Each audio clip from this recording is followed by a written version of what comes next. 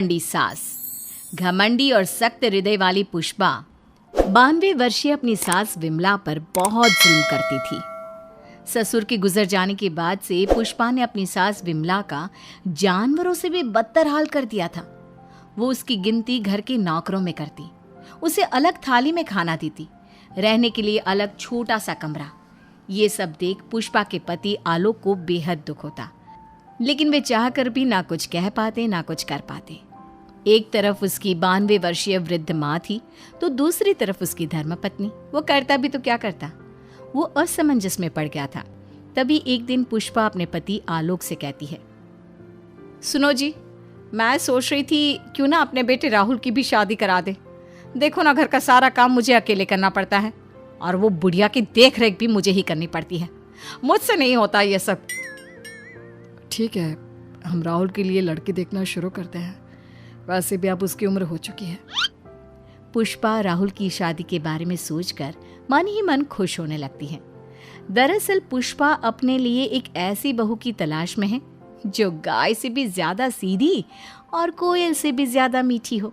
बहुत ढूंढने और जांच परखने के बाद देविका के साथ आखिरकार उसकी तलाश पूरी होती है। वो देविका को राहुल के लिए पसंद कर लेती है और एक अच्छा सा मुहूर्त देखकर उनकी शादी करा देती है।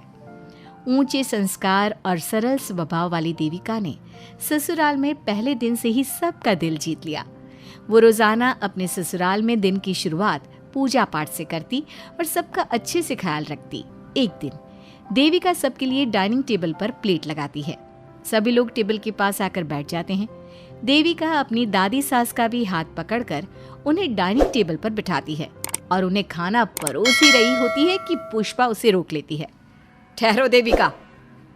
क्या हुआ मम्मी जी? देविका, तुम इस घर में नई हो इसलिए शायद तुम्हें पता नहीं, तुम्हारी दादी सास के लिए अलग थाली है, वो इस थाली में नहीं खाती।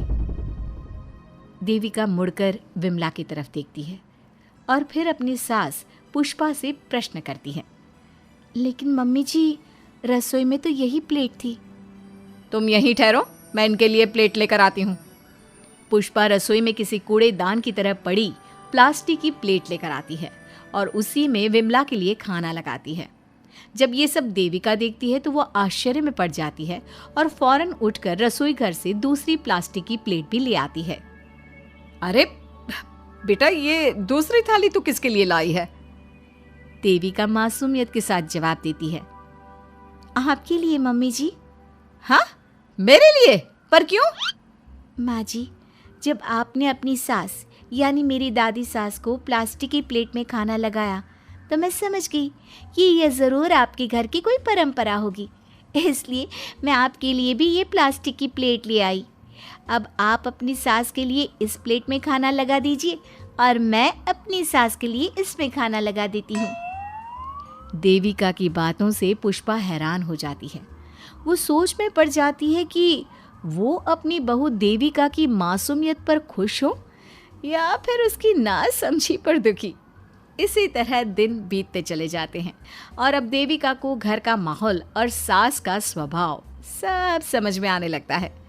एक दिन सुबह पुष्पा अपनी सास यानी विमला को उसके कपड़े धोने के लिए कहती है और ये सब दूर से देविका देख लेती है।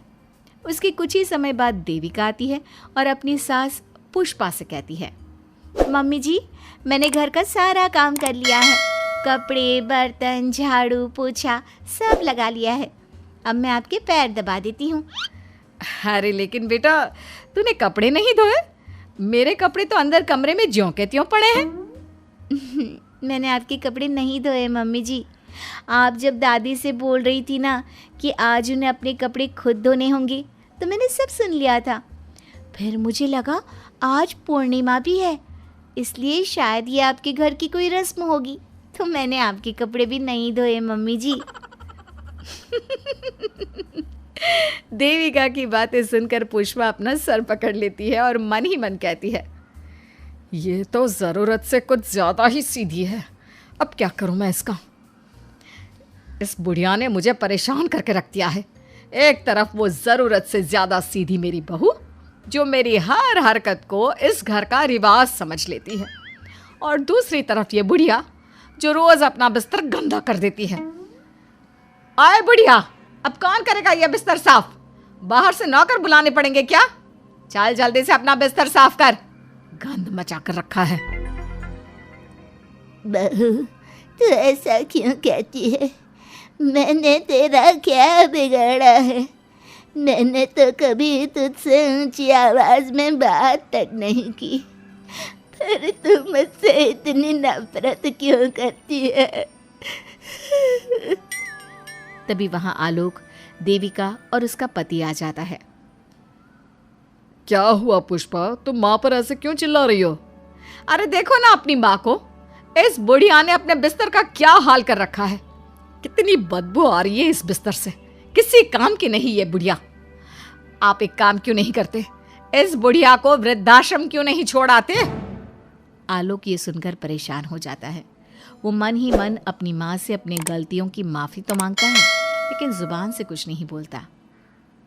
बहू, ऐसा मत कर बेटा, तू जैसा बोलेगी मैं ठीक वैसा ही करूँगी। मैं अभी इस बिस्तर को साफ कर देती हूँ, पर प्लीज़ मुझे इस घर से मत निकाल। यह घर मेरे पति की आखिरी निशानी है। मैं अपनी अंतिम सांस तक इसी घर में रहना चाहती हूँ। माँ जी, दादी सास का बिस्तर मैं साफ कर दूंगी और अब से आपको कोई शिकायत का मौका भी नहीं दूंगी। आप प्लीज़ दादी को वृद्धाश्रम मत भेजिए। हाँ माँ, दादी को रहने दीजिए ना यहीं पर, उनके बिना ये घर बिल्कुल अच्छा नहीं लगेगा। देखो बेटा, इनका जाना ज़रूरी है। अब इनकी उम्र हो चुकी है, इसलिए अब इन्हें अपनी बाकी की ज़िंदगी वहीं बितानी पड़ेगी। इतने में देविका वहाँ से चली जाती है और कुछ ही मिनट बाद एक बड़ा सा बैग लेकर वहाँ पहुँच जाती है। देविका के हाथ में बैग देखकर सब अचंभे में पड़ जाते हैं। अरे देविका, तुम ये बैग कहाँ से लाई? तुम कहीं जा रही हो क्या?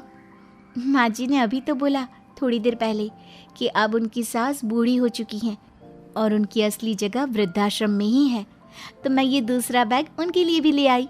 वो क्या है ना, उम्र तो अब मम्मी जी की भी हो चुकी है, कल तो जाना ही है। इससे अच्छा अभी चली जाएंगी तो दादी सास को भी एक सहारा मिल जाएगा। क्या? क्यों बहू, तू मुझे वृद्धाश्रम भेजेगी हैं, अपनी सास को? मम्मी जी, अगर आप इस परंपरा का पालन करेंगी तो मुझे भी तो इस परंपरा का पालन करना पड़ेगा ना। मैं बिल्कुल आपकी तरह बनना चाहती हूँ। मेरी माँ कहा करती थी, ससुराल में बिल्कुल अपनी सास के नक्शे कदम पर ही चलना। जैसा वो करें और जैसा वो रहे, ठीक वैसा ही रहना। तभी मैं एक अच्छी बहू बनने में कामयाब हो पाऊंगी ना सासू माँ। देविका की ये बातें सुनकर पुष्पा की आंखों में आंसू आ जाते हैं। देविका की बातों में उसे मासूमियत के साथ साथ आज बहुत सी चीज़ें सुनाई देती हैं, जो चीख चीख कर बताती है कि वो आज तक कितना गलत करते आई हैं। बेटा, तूने तो मेरी आंखें खोल दी।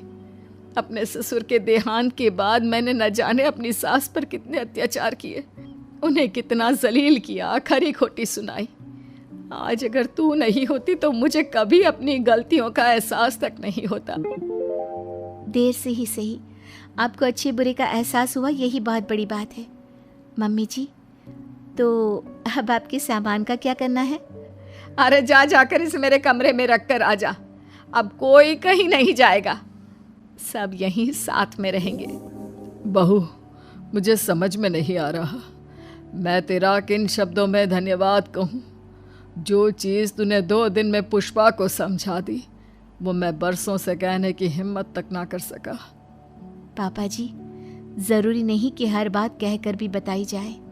कभी कभी अपनी गलतियों का एहसास कराना भी ज़रूरी होता है, और मैंने भी मम्मी जी के साथ ठीक वैसा ही किया। उन्हें उनकी गलतियों का एहसास कराया और देखिए आज सब ठीक हो गया। सच में देविका, तुमने आज हम सबको बहुत बड़ी सीख दी है। अब पुष्पा सुधर जाती है और घर की पूरी जिम्मेदारी देविका को सौंप देती है, और अब उनका परिवार एक सुखी और समृद्ध परिवार की तरह रहने लगता है।